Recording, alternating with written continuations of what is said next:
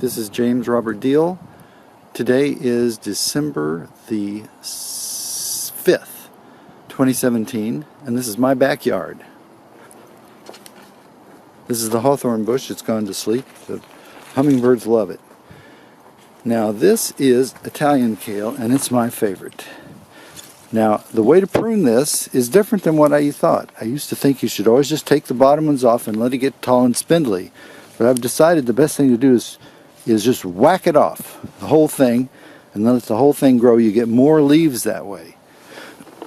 Now the way you eat greens is you steam them. You put them in a pressure cooker or a pot, cook them for a long time in a pot or a shorter time in a pressure cooker. Then you put olive oil or flax oil or hemp oil on it, and nutritional yeast, and lemon juice, flax oil or hemp oil, salt and pepper, and it's delicious. So that's my meat. Let me introduce you to the chickweed. They have cute little flowers, and they're edible and highly nutritious, and they're a legume, so they fix nitrogen. And you let these grow during the winter. They compete.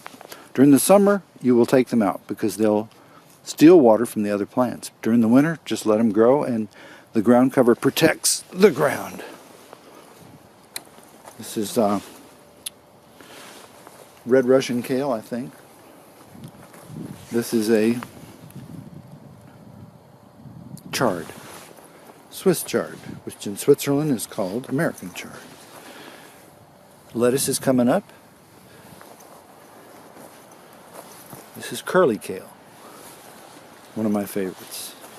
And this is the mustard green, one of my favorites. Needs to cook just a little while longer. They're hot. But once you cook them, they get really tasty.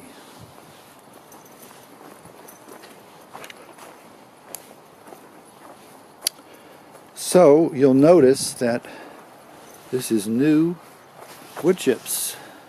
You can get a free load of wood chips by calling these guys who cut down trees and prune trees. They have lots of wood chips to give away. And then I hired a guy for $220, paid him very well, and he spread it all over my yard except for the front lawn. Now, the grapes have all been harvested. The new clones of the McCampbell are nice and strong, and I'm going to transplant these into new positions in between current plants. Now down here is the McCampbell. This is the mother. What you do is you just whack it off and you stick it in the ground, and in the spring it will start growing. Another way of doing it is to take a branch like this and just bury it, and then train it up. Now that the plant is dormant, I will sever this connection, so these will be two independent plants. So that's how you would clone a grape. Now the method that I'm using here involves a $10 shelf bracket from Lowe's. What this does is it turns any fence into a grape arbor, because the shelf brackets will lift the plant up high enough that the sun will come over the fence. So regardless of which side of whether you're on the north side or the south side of the fence, you'll have plenty of sun for your grapes. Now the European grapes are more finicky to grow and are subject to white powdery mildew. So that's why I advise people to stick to McCampbell and to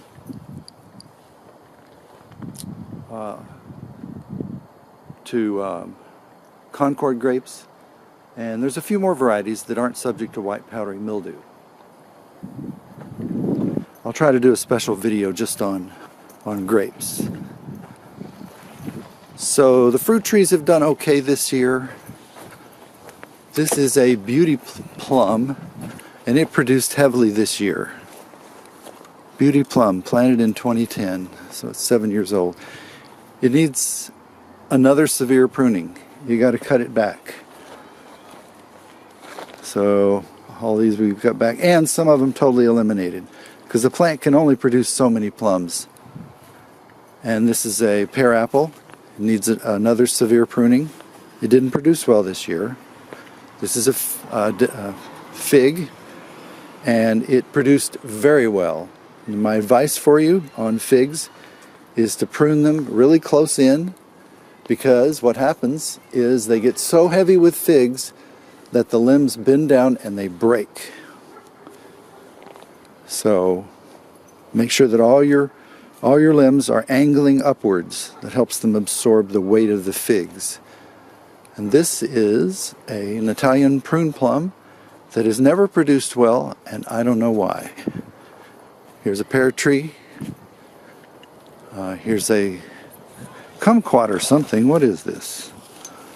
It is a quince. Don't know what quince tastes like. I thought I'd grow one. Hasn't produced yet. Yeah, it does. It makes flowers, but I haven't had any quinces yet. They seem to fall off. This is a cherry tree. It is a Rainier cherry. And you notice it's already budding. It's dropped its previous leaves and it's already budding for next year. So this is going to get a severe pruning. You can see I'm trying to train it up into V shape. The birds generally get the upper cherries. If you really want cherries, you're going to have to cover them with cloth, because the birds are very quick, especially the starlings. This is a mulberry tree. It's got way too many limbs. I'm going to have to cut out a lot of these limbs so that it will produce more. Mulberries are wonderful. The reason why you don't find them in the market is because they don't all ripen at the same time, and there's no way they could be picked mechanically. So that is the report on winter gardening from Linwood, Washington. This guy is a goji berry. So I've pruned it back, and so it produces for a long growing season, and the berries are wonderful. So highly recommend the goji berry. Boy, a car ran into my bush and destroyed it. Well, that's sad. This is my, there's enough of it still here, it'll survive. This is Elaeagnus multiflora, or it was. I advise you to put these aluminum tags on your trees and vines, because otherwise you're not going to remember what the variety is. And all that's helpful later when you're doing cloning or propagating these to produce more plants. So I'll carry this around the back. Somebody must have been drunk. That's all I can say. So,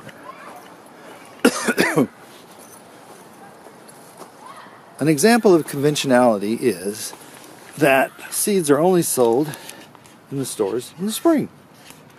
Like that's the only time of the year when people plant. But it's a wonderful time. I planted this arugula about a month ago in November, and look how well it's doing. Such a temperate climate here. What's this? Lettuce. Yeah, these are little lettuce plants. They're going to be pretty big pretty fast. Now, it might be a good idea to get out my clear plastic and maybe cover it when we're going to have a freeze. We had a heavy frost last night. Brown mustard, look at that, doing quite well. Fortunately, you can buy seeds through the seed companies online. Romaine lettuce, that might be lettuce. You can see here's a little parsley plant. I bought 30 pounds of granite dust. And this is caraway seeds that sprouted. I was just curious what kind of edibility there would be there. More lettuce, butter crunch lettuce. This is the potato patch. All the potatoes have died down to the ground, but they'll be back. You can grow lots of potatoes really easily. Potato patch is a good place to pile your mulch. This is a potato patch over here too. But all this has been covered by wood chips. If you can't tell, I'll tell you. A garden gives you great satisfaction. If you live in an apartment or a condo, then get into sprouting. We're seriously into sprouting. We bought some AeroGarden indoor aquaponic lights, and we use it to grow sprouts. Sunflower sprouts, clover sprouts, mung bean sprouts. You can eat them raw like a salad. Put some olive oil and lemon juice, salt and pepper. Sesame seeds are really good. Eat them like salad or stir fry them. Now, what I came out here to do was to harvest some greens. So what I do is I'll grab this whole plant like this, lift it up, and just cut the whole thing off. And fill this bag, and then rinse it all in well water, clean water. And for example, I might just cut this whole thing off. Usually I go for the big plants like this one. It's time to give it a haircut. Just cut it all off. I've already fried the onions, and the mushrooms have already been cooked with the onions, so it's ready now to add greens. So that's a lot of information in a short amount of time,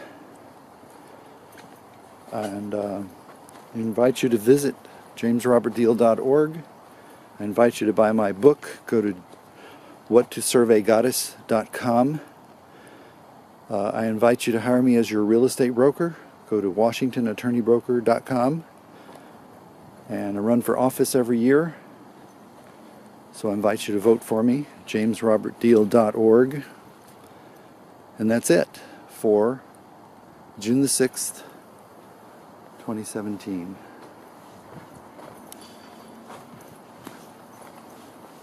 Now I'm going to go over here and get a stable platform for this camera. We're going to zoom in on the Olympic Mountains. Actually, I have a view of the Olympics from my backyard.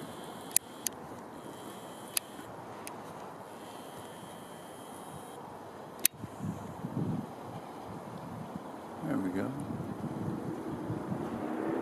This auto locate is trying to fixate on the plants which are in the foreground. Let's see, that might work there.